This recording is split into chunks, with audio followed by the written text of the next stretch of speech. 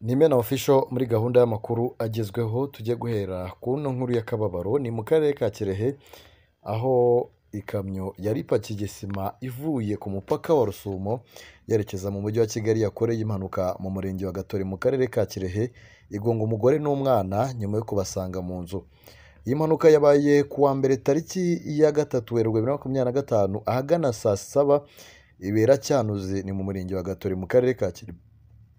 Iyi kamyo yo mu bwoko bwa Sharkman yari ipakiye sima izijyanye mu mujyi wa Kigali. Umuvugizi wa polisi y'u Rwanda ishami rishinzwe umutekano mu muhanda SP Emmanuel Kayigi yabwiye ikinyamakuru Igihe ko iyi kamyo yari ivuye ku mupaka wa Rusumo yerekeza i Kigali yagonze inzu ebyiri zigasenyuka umubyeyi n'umwana bagahita basiga ubuzima. Ati iyo kamyo yageze ku makorosi ya Cyanuzi irenga umuhanda igonga inzu ebyiri zirasenyuka na shoferi arakomereka ajyanwa ku bitaro bya Kirehe. Muri izo nzu imwe yari irimo umugore n'umwana we n'uruhinja bahise bitaba Imana, imirambo yajyanwe ku buruhukiro bw'ibitaro bya Kirehe. SP Kayigi yavuze ko iyi mpanuka yatewe no kutaringaniza umuvuduko n'uburangare, asaba abatwara imodoka kwirinda gutwara bananiwe.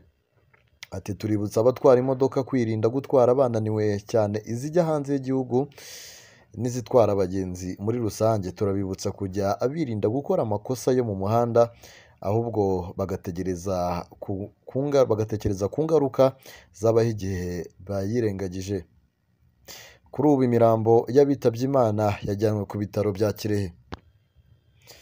Reka tuve kuri iyo nkuru twerekeze kuri ino nkuru igira iti polisi y'u Rwanda mu mujyi wa Kigali ku bufatanye n'izindi nzego z'umutekano yataye muri yombi abantu barenga 30 bakekwaho gutegera abagenzi mu nzira bakabashikuza ibyabo bagakomeretsa ndetse no kwinjira mu nzu bagasahura ibirimo. Ibikorwa byo kubafata byatangiye kuva ku itariki ya 26 Gashyantare 2025 aho kugeza ubu abarenga 30 bari mu maboko atari ayabo. Abafashwe bashinjwa gukora ubujura mu mirenge ya Gitega, Nyakabanda na Rwezamenyo yo mu karere ka Nyarugenge. Kubera ko iyo mirenge ihana imbibi hari uwo umuntu yibaga nko mu Gitega agahungira muri Rwezamenyo cyangwa mu Nyakabanda. Mu bafashwe harimo abari bacigatiye ibyo bibye birimo ibikoresho byo mu nzu, televiziyo, imyenda, inkweto n'ibindi. Barimo kandi uwitwa Saidi Moses wafashwe amaze kwambura telefone abakobwa babiri aho abasore batewe ibyuma. Ni nyuma y'uko abaturage bari bamaze iminsi bavuga ko hari insoresore zikinga ijoro zikinjira mu ngo zigasahura ibikoresho bitandukanye.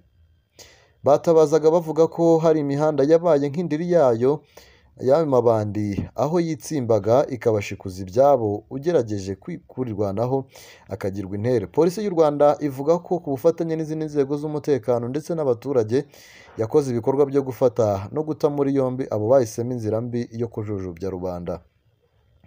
CIP Burarisi Gahunzira umuvugizi wa polisi mu mujyi wa Kigali yabwiye Umuseke ko polisi yakajije ingamba mu gucunga umutekano mu gihugu hose by'umwihariko ahafatiwe aba bakekwaho ubujura.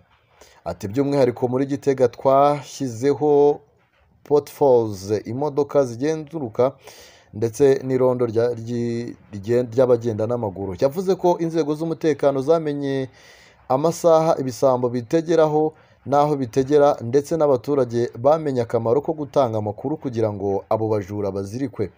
Yagize ati turizeza abaturage batuye hariya ko umutekano urambye, bahumure turahari. CIP Gahunzire yihanangirije abantu bagura ibyuma by'ikoranabuhanga by'ibijurano byiganjemo amatelefoni na mudasobwa zakoze. Ati turashishikariza abantu bagura ibyo bikoresho kubireka kuko ubugenzuzi bwaratangiye. Polisi y'u Rwanda ikangurira abaturage gukomeza gutanga amakuru cyane cyane ku bantu bakeka ko bajandika mu bikorwa by'ubujura n'ibiyobyabwenge. Abafashwe barimo abajyanwe muri transit center n'abandi bari gukorerwa dosiye ngo zishyikirijwe ubushinjacyaha kuko bafatanywe ibizibiti, ibiyobyabwenge n'abakomerekeje abaturage. Ni Mena Official turacyari mu makuru agezweho tugiye kuba dukomereza. Ni kuri no nkuru igira iti Amerika yohereje umunyarwanda wahamijwe ibyaha bya jenoside. Leta zunze ubumwe za Amerika kuri uyu wa kabiri tariki ya 4 Werurwe 2024 yohereje mu Rwanda Ahmed Napoleon Mbonyumukiza wari warakatiwe urukiko gacaca akaza guhamwa n'ibyaha bya jenoside. Uyu mugabo amakuru avuga ko arangije igihano cy'imyaka 15 yari yahamijwe kubera icyaha cyo gusambanya ku gahato yakoreye muri Leta zunze ubumwe za Amerika. Ahmed Napoleon Mbonyunkiza yaciriwe urubanza n'urukiko rwa gacaca rwa Nyakabanda muri 2007 aho yahamijwe kugira uruhare muri jenoside yakorewe Abatutsi. Ubushinjacyaha bukuru bushimira ubufatanye bw'inzego z'ubutabera bwa Leta zunze ubumwe za Amerika no gukurikirana abasize bakoze jenoside. Amakuru yacu reka tuhite tuyakomereza kuri ino nkuru. Ni inkuru yo mu ntara y'Amajyepfo. Reka tubanze tujya kuri ino nkuru aho urukiko rukuru urugereko rwa Nyanza ni muri Amajyepfo nyine rwahamije Ubarijoro Jean Pierre Elias Drago baregwaga gusambanya abana babiri bavindimwe aho bose bigaga mu mashuri y'incuke akatwira igifungo cy'imyaka 22. Jean Pierre Ubarijoro Elias Drago ari mu kigero cy'imyaka 30 yaburanaga ubujurire ku gihano yakatiwe n'urukiko rwisumbuye rwa Huye cya burundu. Urukiko rwamuhamije icyaha kimwe mu byo rwashingiyeho harimo no kuba batangabuhamya bamushinjaga harimo ababyeyi babariye abana. Rwavuze ko umubyeyi atakwemera kujya gusiga urubwa abana be ngo basambanyijwe kandi nta byabaye. Urukiko kandi rwanemeje ko uruhande rwa Ubarijoro nta bimenyetso bivuguruza ibyo bushinjacyaha bwagaragaje. Ubushinjacyaha bwari bukurikiranye Ubarijoro Jean Pierre Elias Drago icyaha cyo gusambanya abana babiri bavindimwe aho umwe yari afite imyaka 5 undi akagira imyaka 6 bose biga mu mashuri y'incuke.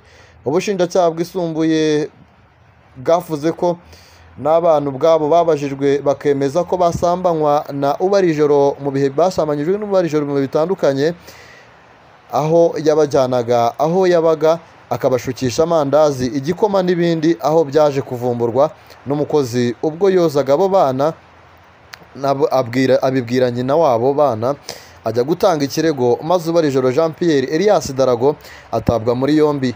Ubarijoro Jean Pierre Elias Drago yaburanye akana ibyo aregwa asaba ko yagirwa umwere anemeza ko naho yahuriraga n'aba bana. Ubarijoro Jean Pierre Elias Drago yataye muri yombi mu mwaka 2021 icyaha cyabereye mu kagari ka Mututu mu murenge wa Kibirizi mu karere ka Nyanza. Maître Venuste Uwizeyimana wunganira uyu uregwa umunyamakuru yamubaje niba Ubarijoro Jean Pierre Elias Drago azajurira igihano yahawe maze amuzubiza ko ntacyo yavuga ku mukiriya we. Umubyeyi wabariya abana yabwiye Umuseke ko atanyuzwe no kuba Ubarijoro Jean Pierre Elias Drago yagabanyirijwe igihano cyo yarakatiwe cyo gukomeza gufungwa burundu. Ubarijoro Jean Pierre Elias Drago arakomeza gufungirwa mu igororero rya Huye.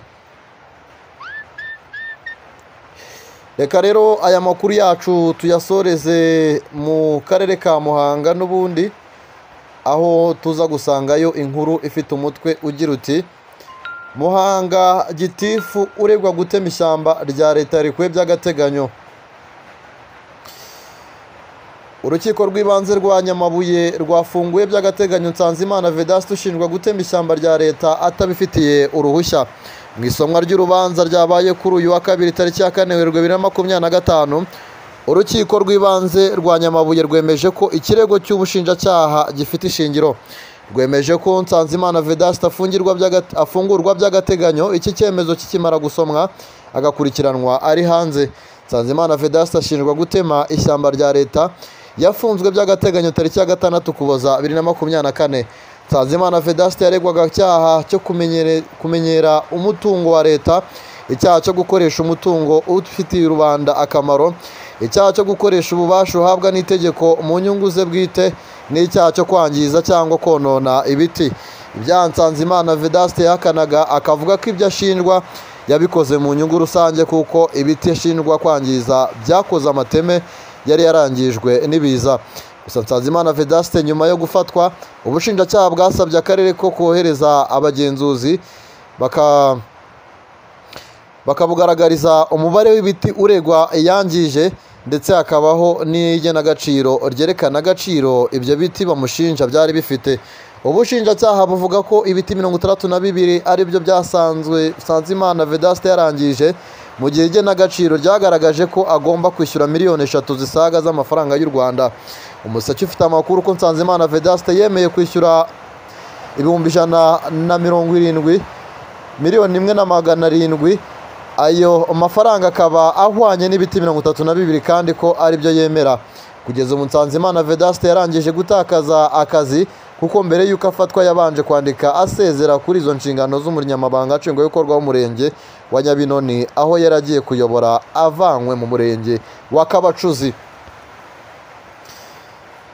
Nahangaha rero dusoreje amakuru twari twabateguriye. Mukomeze mugubwe neza cyane, munogerwe n'ibiganiro Imena Official ikomeje kugenda ibagezaho, by'umwihariko amakuru agezweho muri aka kanya mu karere u Rwanda ruherereyemo ndetse no mu mahanga ya kure hose, akaba tubagererayo tukabarebera amakuru agezweho. Mukande subscribe rero, mukande no kuri like aho ngaho, mujye no hasi mutanga ibitekerezo byanyu. Mukomeze mugire ibihe byiza cyane, bye bye.